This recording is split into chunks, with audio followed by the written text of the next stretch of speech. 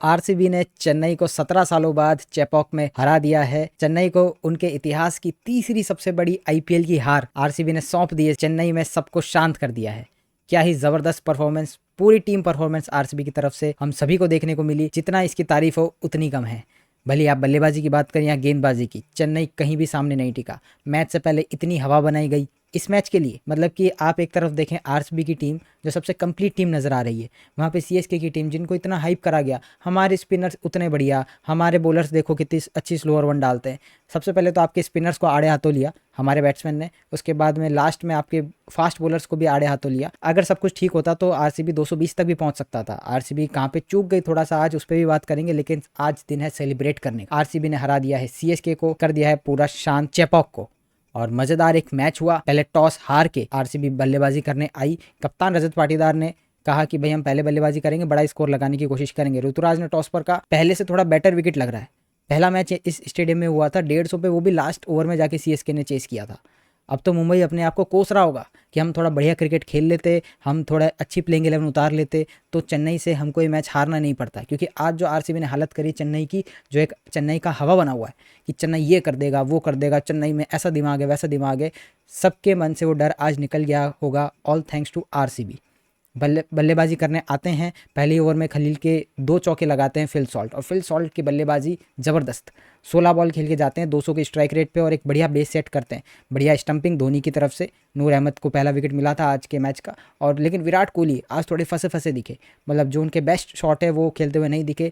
एक बॉल उनके हेलमेट पे मारते हैं पथिराना, और उसकी अगली 2 बॉल पे विराट कोहली मार देते हैं 10 रन। वो 2 शॉट जो थे उसको देखने मजा आया, लेकिन उसके अलावा बाकी जो 30 गेंदें विराट कोहली ने खेली उसमें कहीं भी कंफर्टेबल नजर नहीं आए। तो आज की परफॉर्मेंस अगर विराट कोहली मुड़ के देखेंगे और देखेंगे उनके आसपास के प्लेयर्स की स्ट्राइक रेट, खासतौर से आप देखें हमारे टॉप ऑर्डर में फिल सॉल्ट ने 200 की स्ट्राइक रेट से रन मारे। आप देखें देवदत्त पडिक्कल, मतलब सबकी नज़रें थी देवदत्त पे कि वो क्या करते हैं, क्योंकि काफ़ी सारे आरसीबी फैंस इंक्लूडिंग मी ये चाहते थे कि आरसीबी देवदत्त पे बैक ना करे, लेकिन उनको बैक किया। और उसके बाद में आप रिजल्ट देखिए, जो आड़े हाथों लिया है उन्होंने रविंद्र जडेजा को। तो उनके आसपास बैटिंग बढ़िया चल रही थी। विराट कोहली की पारी की आप ये तारीफ़ कर सकते हैं कि उन्होंने एक एंड पे ये मेक श्योर किया कि कॉलैप्स ना हो, जैसे सीएसके का पावर प्ले में कॉलैप्स हुआ और मैच वो वहीं हार गए। देवदत्त पडिक्कल इनक्रेडिबल बैटिंग, जो एक ओवर उन्होंने लूटा जडेजा का, जितनी तारीफ हो उतनी कम है। और फिर आते हैं हमारे कप्तान, कप्ताना मेरी जाना रजत पाटीदार। आज के मैन ऑफ द मैच, उनके 3 मौके छोड़े सीएसके ने और ये मेक श्योर किया रजत पाटीदार ने कि सीएसके इसको भुगते, और सीएसके को मारा। 30 बॉल पे 50 करी, उसके बाद में आउट हो गए, लेकिन फिर कप्तानी से अपनी जो है टीम को जीत दिलाई। जब उन्होंने देखा लेफ्ट हैंडर्स बहुत सारे हैं तो 4 ओवर लिविंगस्टन से कराए और उनको कॉन्फिडेंस दिया कि भाई तू डाल सकता है 4 over at Chepauk against CSK जैसी बैटिंग लाइनअप। उसके बाद में एक छोटा सा हमें कोलैप्स देखने को नजर आया, जो मैं चाहूंगा कि फ्यूचर में आरसीबी इग्नोर करे। तो रजत पाटीदार, लिविंगस्टन, जितेश, क्रूनल, इनके विकेट लगातार गिरते गए और लास्ट के 2 ओवर में हमारे लिए बल्लेबाजी कर रहे थे टिम डेविड और भुवनेश्वर कुमार। तो मैं ये नहीं चाहूंगा कि लास्ट के 2 ओवर में एक एंड पे भुवनेश्वर कुमार हो जिससे कि सिंगल भी ना ले पाए टीम डेविड। तो फ्यूचर में जाते हुए इस चीज़ पे ज़रूर ध्यान देना पड़ेगा। लेकिन Tim David, oh my God, मतलब मास्टर स्ट्रोक था। जिस तरीके से आपने इसको ऑक्शन में लिया, सब लोग कह रहे थे भाई कौन आपने सिंगापुर का अंकल ले लिया है, फुल टॉस मर्चेंट, अलग अलग तरीके की बातें चल रही थी इंटरनेट पे। लेकिन आज सबको शांत किया सैम करन, जिनकी गेंदबाजी काफ़ी ठीक चल रही थी इस मैच में, उनको आड़े हाथों लिया और 3 छक्के मारे लास्ट ओवर में, 18 रन किए। इनक्रेडिबल फिनिश, जहाँ पे एक समय लग रहा था कि 177 है, लास्ट ओवर है, कहाँ तक पहुँचेंगे, वहाँ पे 19 रन, 3 छक्के और 1 वाइड की मदद से आरसीबी पहुंचता है 196 तक। 197 का टोटल चेपॉक पे चेज नहीं हो सकता था। इनक्रेडिबल शुरुआत की ज़रूरत थी सीएसके को। लेकिन आते हैं भुवनेश्वर कुमार, इस सीज़न का पहला मैच खेल रहे थे, स्विंग से परेशान करते रचिन रविंद्रा को और बिल्कुल भी सीएसके बैटर्स को पता नहीं चलता है कि हम क्या करें। फिर अगला ओवर लेकर आते हैं जॉश हेजलवुड। यहाँ पे पाटीदार की मैं तारीफ़ करूँगा, वो बहुत अच्छे से जानते थे कि हेजलवुड को आप कभी भी गेंदबाजी दो वो तो बढ़िया करेंगे, लेकिन यश दयाल को वो शुरुआत करा सकते थे भुवनेश्वर के साथ में। पहला ओवर भुवनेश्वर ने डाला और पिछले मैच में भी अगर आप देखें केकेआर के खिलाफ जहाँ पे भुवनेश्वर नहीं थे तो सेकंड ओवर यश दयाल ने डाला था, तो यश दयाल के साथ भी आप जा सकते थे। लेकिन पाटीदार ने कहा हम मैच जीतेंगे और पावर प्ले में ही मैच खत्म करेंगे, और यही प्रूव करके दिखाया हेजलवुड ने। हेजलवुड ने वो करके बताया जो सीएसके का एक भी बॉलर नहीं कर पा रहा था। उस पिच से बाउंस निकलवाई इन्होंने, मतलब जिस लेंथ पे वो बॉल डाल रहे थे वो लेंथ पकड़ के रखी, जो बाउंस उन्होंने लिए बनाई, बहुत ही सॉफ्ट डिसमिसल त्रिपाठी का। और फिर जो 3 बॉलें उन्होंने ऋतुराज को डाली है, मतलब मज़ा आ गया। चौथी बॉल पे तो वो आउट हो गया और कैच लिया किसने, कर्नाटका लोकल बॉय मनोज भांडगे ने। और इससे उनको कॉन्फिडेंस भी मिला होगा, क्योंकि अवे ग्राउंड में सीएसके के अंदर जहाँ पे इतना हॉस्टाइल एनवायरनमेंट है, कोई नहीं चाहता कि आप वो कैच लो और वहाँ पे आप वो इतना शानदार कैच पकड़ते हो, इतना इंपॉर्टेंट कि अपोजिशन का कैप्टन उस पर आउट हो सकता है, वो भी डक पे। दो प्लेयर थे जिनसे मुझे सबसे ज़्यादा डर था कि ऋतुराज अगर चल गए तो आरसीबी को दिक्कत कर सकते हैं, और दूसरे शिवम दुबे को भी काफ़ी लेट किया इन्होंने, दीपक हुडा को ऊपर भेज दिया, सैम करन को ऊपर भेज दिया। आरसीबी के बॉलर्स ने कहा सबको आने दो, एक एक करके सबको पवेलियन में भेजेंगे, और यश दयाल आते हैं बीच में और 2 विकेट वो एक ओवर में लेके मैच वहीं ख़त्म कर देते हैं। मेरे ख्याल से मैच तो पावर प्ले में ख़त्म कर दिया था आरसीबी ने, उसके बाद बस फॉर्मेलिटी बची थी, और जो बची कुछ फॉर्मेलिटी थी वो 2 विकेट ने भी ख़त्म कर दी।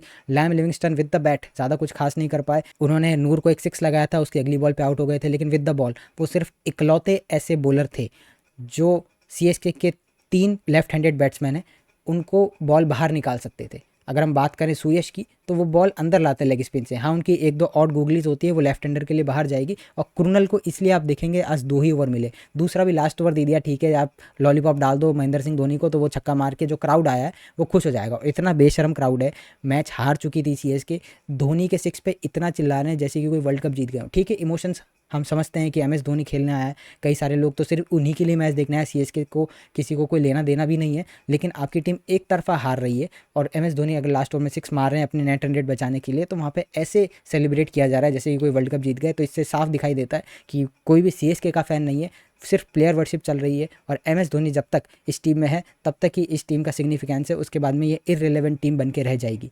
और कुछ सालों से यही लग रहा है कि धोनी आते हैं 9 नंबर पर धोनी आ रहे हैं, वो सिर्फ नाम के लिए खेल रहे हैं, विकेट कीपिंग में उनका कोई मुकाबला नहीं है, बैटिंग के अंदर भी सीएसके की जिस हिसाब से बैटिंग है वो सबसे खराब बैट्समैन भी नहीं है इस टीम के। मैं तो चाहता हूँ एमएस धोनी ऊपर आए, ऋतुराज ऊपर क्यों नहीं आ रहे, मतलब ऋतुराज मेरे को सीएसके से कोई मतलब नहीं भाई, सीएसके 10th नंबर पर फिनिश करे, लेकिन एज ए क्रिकेट फैन मैं ऋतुराज को ओपन करता हुआ देखना चाहता हूँ।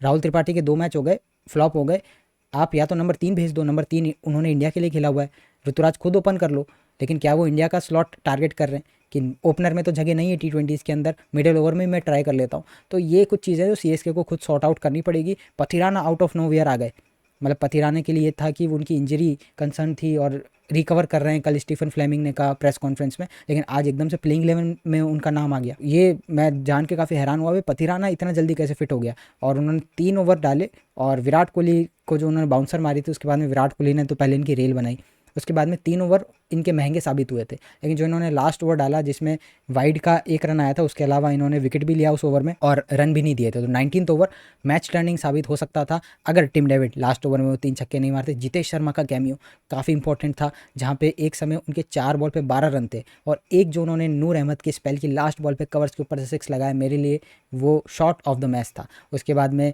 एक और वो चौका लगाते हैं अगले ओवर की लास्ट बॉल पे, उसके बाद में एक डॉट बॉल खेलते हैं और फिर उसके अगली पे आउट हो जाते हैं। तो जितेश शर्मा का कैमियो भी काफ़ी इंपॉर्टेंट था, और जो एक राइवलरी चल रही थी सोशल मीडिया पे अजीब सी, Jitesh Sharma versus CSK fans, तो शायद से अब वो थोड़ी शांत हो जाएगी। चेपॉक को पूरा शांत कर दिया। आरसीबी का नेक्स्ट मैच अब गुजरात से है और चिन्ना स्वामी पे होगा, तो होम पे अभी तक आरसीबी नहीं खेली है, 2 मैच खेली है, दोनों अवे खेली है। पॉइंट्स टेबल पे हम टॉप पे पहुंच चुके हैं, सीएसके को 7वें नंबर पर धकेल दिया है, थाला फॉर अ रीज़न, और मज़ा बहुत ज़बरदस्त आने वाला है। इस आईपीएल के लिए तैयार लग रही है आरसीबी की टीम, और मैं उम्मीद करूंगा कि जो अभी उम्मीद दी है आरसीबी ने उसको कंटिन्यू करे। सबसे अच्छी बात है कि आपको अपनी प्लेइंग 11 मिल चुकी है, ये प्लेइंग 11 आपको बस 1-2 चेंज करने पड़ेंगे। अगर आप जैसे चिन्ना स्वामी पे खेल रहे हैं, वहाँ पे आप एक स्पिनर हटाना चाहते हैं, तो आप सुयश को बाहर करके रसिक दर सलाम को ले आएंगे। रसिक दर सलाम is a more than capable lower order batsman के लिए वो वहाँ भी काम आ सकते हैं। भुवनेश्वर बिल्कुल भी ऐसा नहीं लगा कि इंजरी से आ रहे हैं। हेजलवुड की जो हमने पिछले मैच में बॉलिंग देखी थी, इस मैच में बॉलिंग देखी है, कहीं से ये ऐसा नहीं लग रहा कि एक बड़े इंजरी ले ऑफ के बाद में ये आ रहे हैं।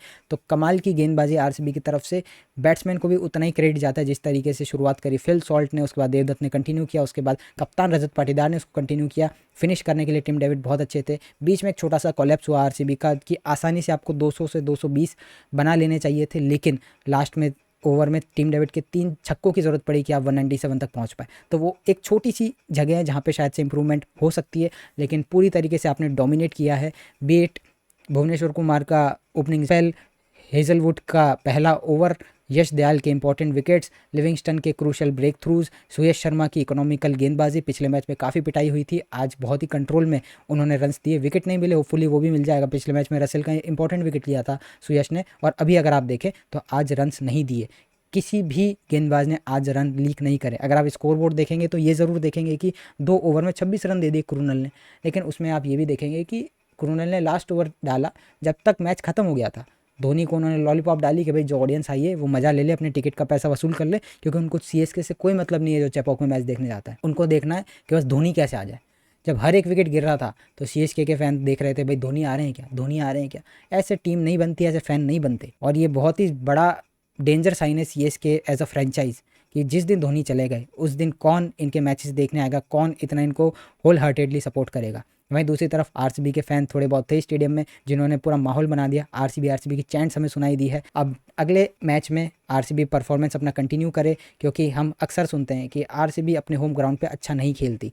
तो इस सीज़न में आपको वो भी रिकॉर्ड है वो बदलना पड़ेगा। पहले आपने ओपनिंग मैच में केकेआर को हराया, क्योंकि हम केकेआर से 2008 में ओपनिंग मैच हारे थे, उसका बदला आपने अब लिया। फिर 2008 में आखिरी बार आपने चेन्नई को चेपॉक में हराया था, अब आप वो जीत गए। तो होम रिकॉर्ड वाला जो एक कर्ज चल रहा है ना कि भाई आपका होम रिकॉर्ड अच्छा नहीं है, तो इसको तोड़ने की अब बारी है। तो आप अगर आरसीबी फ़ैन हैं, अगर आप आरसीबी की चिंता करते हैं, तो आप कमेंट में बताइए कि कहाँ पे आरसीबी अभी भी इम्प्रूव कर सकती है। अगर चिन्नास्वामी के लिए आपके मन में कोई चेंज है कि ये चेंज आरसीबी कर सकती है, तो वो भी आप बताना। अगर आप सीएसके के फ़ैन हैं या किसी और टीम के फ़ैन हैं, तो as a neutral point of view से आप ये भी बताएं कि सीएसके यहाँ से क्या इंप्रूव कर सकती है। मुझे तो लगता है मुंबई इंडियंस अपने आप को कोस रहा होगा कि भाई कैसे हम वो मैच हार गए। अच्छी प्लेइंग 11 खिला सकते थे वो, उनकी बेस्ट प्लेइंग 11 नहीं थी। आज आरसीबी ने 146 पे रोक दिया सीएसके को। उस दिन 150 बना लिए थे मुंबई ने, लास्ट ओवर तक मैच चला गया था। वो रचिन रविंद्रा का अगर आप विकेट लेते तो मैच आपके पास हो सकता था। तो अब तो देखिए कुछ नहीं हो सकता, लेकिन आरसीबी के पर्सपेक्टिव से RCB top of the table है। पहली टीम बन गई है जो 2 मैच में 2 जीत के साथ में टेबल के टॉप पे बैठी है। चेन्नई को नीचे धकेल दिया है। एसआरएच अपना परसों का मैच हार के और भी नीचे चली गई है। तो जितनी भी टीमें अच्छी लग रही है वो आपको टेबल के ऊपर दिख सकती है। बाकी आरसीबी इस समय आईपीएल की बेस्ट टीम नज़र आ रही है और टाइटल की तरफ अपने कदम बढ़ा दिए। इसी की तरह से हम आपके साथ जुड़ते रहेंगे, आरसीबी की खुशियाँ बांटते रहेंगे और होपफुली ये सीज़न यादगार हो, ट्रॉफी के साथ ख़त्म करें। मिलते हैं आपसे अगली किसी और वीडियो में, तब तक के लिए गुड बाय।